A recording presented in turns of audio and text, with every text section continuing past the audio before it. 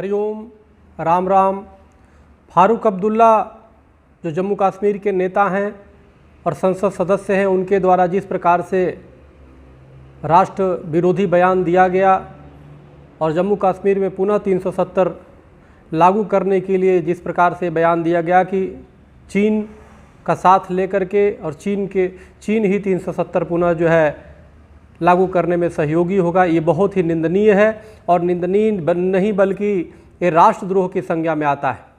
ये बहुत ही दुर्भाग्यपूर्ण है कि एक देश का संसद का सदस्य होकर जो देश की सुरक्षा लेता है, जो देश का अन्न खाता है, जो देश के हम लोग के टैक्स से दिए हुए जनता की टैक्स से उसको वेतन मिलता है और सुरक्षा मिलता है, और वो व्यक्ति उस देश का नाम ले रहा है, चीन का नाम ले रहा है, जो हमारे देश का दुश्मन बना बैठा है। आज कोरोना काल में जो कोरोना पूरे विश्व में फैलाने का काम किया, हमारे लाखों से अधिक लोग मर गए भारत में, उस चीन के समर्थन की बात कर रहे हैं 370 के लिए। उस चीन का समर्थन की बात कर रहे हैं जिसने हमारे 20 सैनिकों को अभी सीमा पे मार दिया और कितने रोज़ घायल हो रहे हैं, और हमेशा तनाव बना हुआ है सीमा पे, जहाँ पे सरकार पूरी तरह से लगी हुई है चाइना से लड़ने में। पूरे देश के लोग एक साथ खड़े हैं, और वहाँ पे फारूक अब्दुल्ला जैसे एक नेता का इस तरह से बयान, एक संसद सदस्य का इस तरह से बयान बहुत ही दुर्भाग्यपूर्ण है और राष्ट्रद्रोह की संज्ञा में आता है। अतः हम मांग करते हैं केंद्र सरकार से, लोकसभा अध्यक्ष से मांग करते हैं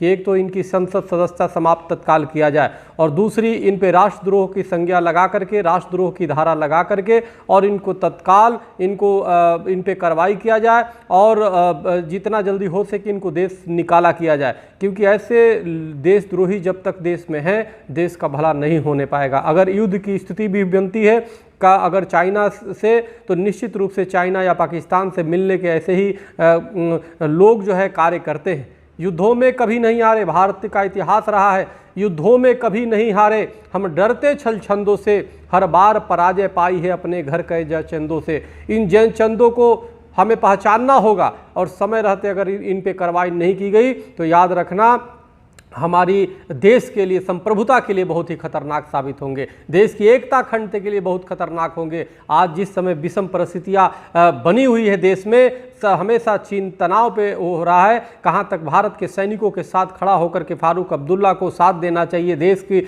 एकता को दर्शाना चाहिए, तो चाइना का सहयोग मांग रहे हैं 370 लागू करने के लिए। इससे बड़ा दुर्भाग्यपूर्ण कुछ नहीं हो सकता, इससे बड़ा घटिया राजनीति कुछ नहीं हो सकता, इससे बड़ा राष्ट्रद्रोह कुछ नहीं हो सकता। ये सीधे सीधे देश के अस्मिता के साथ खिलवाड़ है और देश के दुश्मन को मिल करके हमारे शहीदों का अपमान है। इसलिए तत्काल इन पे सख्त से सख्त केंद्र सरकार और प्रदेश सरकार कार्रवाई करे, और हिंदू महासभा और तमाम संत महासभा और तमाम हिंदू संगठनों से अपील करते हैं कि हर जगह इनके खिलाफ देशद्रोह की मुकदमा दर्ज कराए। क्योंकि ऐसे एक भी देशद्रोह जब तक देश में रहेगा, हमारा देश की संप्रभुता खतरे में होगी। एक भी देशद्रोही यहाँ पे रहने नहीं पाइए। सबको या तो बाहर इनको खदेड़ देना है, देश निकाला करना है। सरकार से मांग करता हूं कि ऐसे फारूक अब्दुल्ला जैसे देशद्रोहियों को तत्काल देश निकाला किया जाए।